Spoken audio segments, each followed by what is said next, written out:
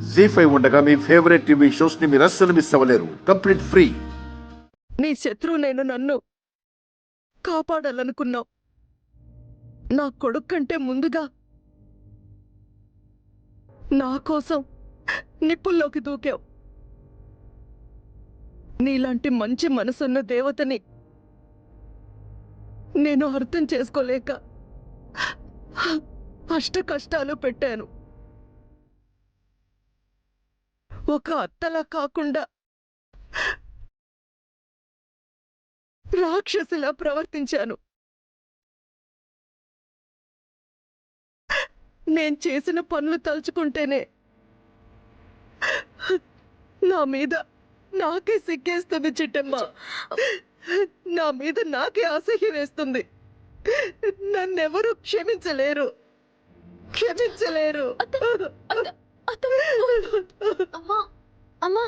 అయ్యో అమ్మా, ఏంటమ్మా నువ్వు? ఏంటి ఆ మాటలు? ఇంకెప్పుడు నువ్వు ఇలా మాట్లాడుకో. అయినా నీ తప్పు నువ్వు తెలుసుకున్నావు, మమ్మల్ని అర్థం చేసుకున్నావు. మాకంతే చాలమ్మా. అన్నింటికి మించి నువ్వు ప్రాణాలతో ఉన్నావమ్మా. అమ్మ అని పిలవడానికి మాకు నువ్వు మిగిలావు. మాకది చాలమ్మా.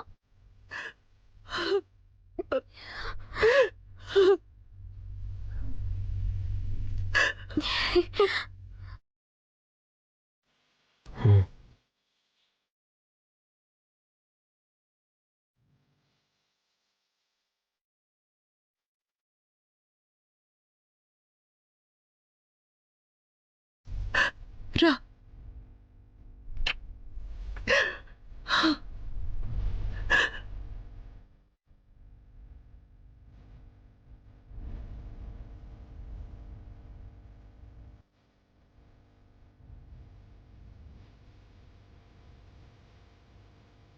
తెలియకేమైనా తప్పులు చేసుంటే? లేదు లేదు, తెలిసే తప్పు చేశాను. నేను తెలిసే అహంకారంతో అసూయతో ఎన్నో తప్పులు చేశాను చిట్టమ్మ. నా తప్పులన్నీ క్షమిస్తావు కదా? అజమ్మా, ఏంటంతా ఇది? నీకెన్నోసార్లు చెప్పాను అత్తంటే అమ్మతో సమానమని. నువ్వు నాకు ఎప్పటికీ అమ్మవే అత్త.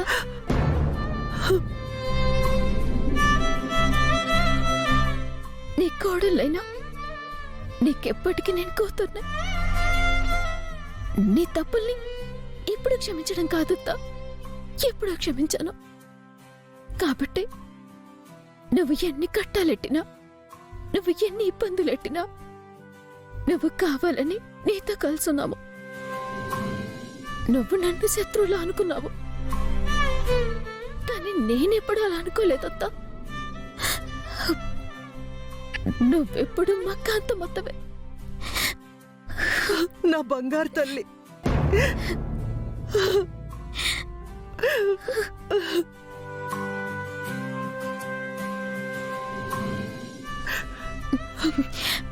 పదండి.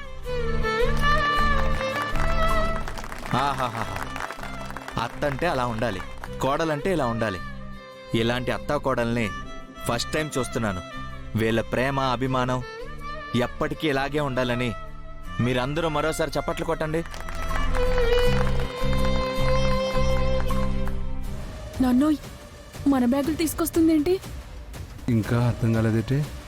మీ దిక్కుమాలిన మొహాలు చూడలేను, ఉన్న పళంగా ఇంట్లో నుంచి పోండి అని మన బట్టలు మన మొహాన కొట్టడానికి వస్తుంది.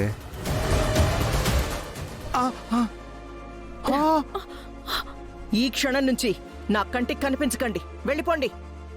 అమ్మా, నా కూతుర్ని మీ తమ్ముడికిచ్చి పెళ్లి చేసిందే మిమ్మల్ని చూశానమ్మా.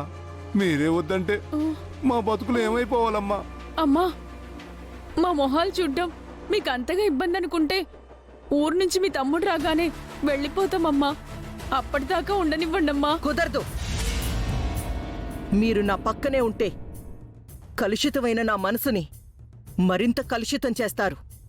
నా వాళ్ళకి నన్ను దూరం చేస్తారు. వెళ్ళిపోండి. చెప్తున్నాం కదమ్మా, మా అల్లుడు గారు రాగానే వెళ్ళిపోతామమ్మా.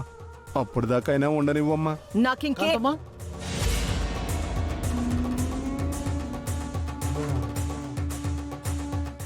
ఎమ్మెల్యే గారు వచ్చారు.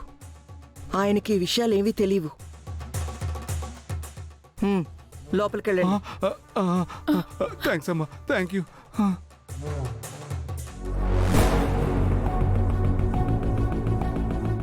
కాంతమ్మా, పార్టీ ఆఫీసులో నీకేదో ప్రమాదం జరిగిందంట. అదృష్టం కొద్దీ మీ కొడుకు కూడా నేను కాపాడారంట. అవును ఎమ్మెల్యే గారు, ఈరోజు నా కోడలు కొడుకు లేకపోతే ఈ కాంతమ్మ కాలి బూడిదయ్యుండేది. బాధపడ కాంతమ్మా, నీ కోడలు దేవత కాబట్టి నువ్వు ఎన్ని రకాలుగా తనని టార్చర్ చేసినా కూడా అవన్నీ దృష్టిలో పెట్టుకోకుండా తన ప్రాణాలకు తెగించి నిన్ను కాపాడిందంట కదా. నీ కొడుకు కోడలు కాబట్టి నువ్వు ఇంటి నుంచి గెంటేసినా జన్మనిచ్చిన నీకు పునర్జన్మనిచ్చారమ్మా. ఇకనైనా స్వార్థం ద్వేషం వదిలేసి కొడుకుతో కోడలతో పుట్టబోయే నీ మనుమడితో సంతోషంగా ఉండమ్మా.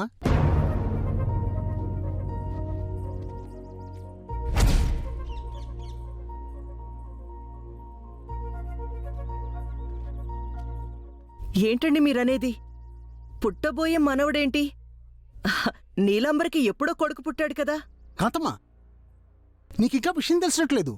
వచ్చేదారిలో నాకు భాస్కర్ కనబడి తనకు అల్లుడు పుట్టబోతున్నాడని, చిట్టమ్మ నెల తప్పిందని నాకు చెప్పాడమ్మా.